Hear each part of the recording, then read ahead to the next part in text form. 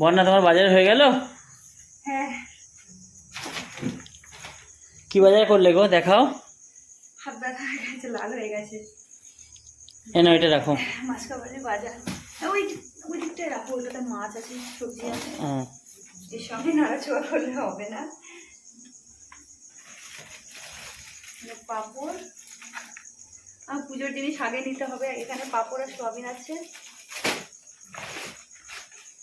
আর কি বলো, এইখানে তো মাসকাবাড়ির বাজার যা হয় তাই আছে।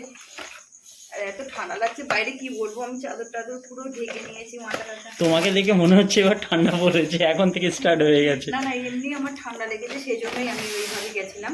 বাইরে যদি নাকে টাকে আরো ঠান্ডা ঢোকে তাহলে অনেক অসুবিধা হবে, সেই জন্যই গেছিলাম আমি।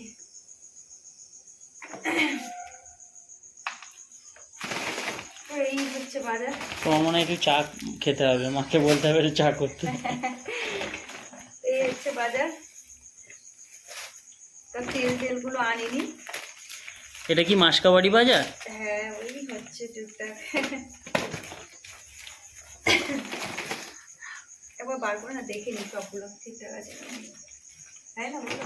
হ্যাঁ, এগুলো আমার পুজোর জিনিস। ও তোমার পূজার জিনিসটা আলাদা রেখে দাও। হ্যাঁ, পুজোর জিনিসটা আমার আগে কিনতেই হবে।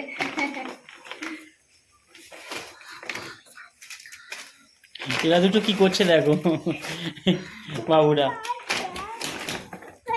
ওই একটা তেল দিয়েছে তাই না? একটা সাদা তেল দিয়েছে। ও বললো তো পরের দিন 3টে তেল দিয়ে দেবে। হ্যাঁ ঠিক আছে। আর এখানে সোয়াবিন পাপড় দিয়ে দিয়েছে, ঠিক আছে। সব মালের হিসেব পেয়েছো? আর এখানে আলু পেঁয়াজ আছে। হ্যাঁ, ওদের ওদের বাবুদের। হ্যাঁ, বাবুদের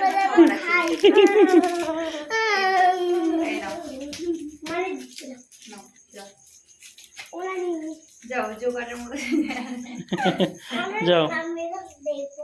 আচ্ছা, এগুলো আমি গুছিয়ে নিই এবার। তুমি তাহলে গুছিয়ে নাও। আচ্ছা।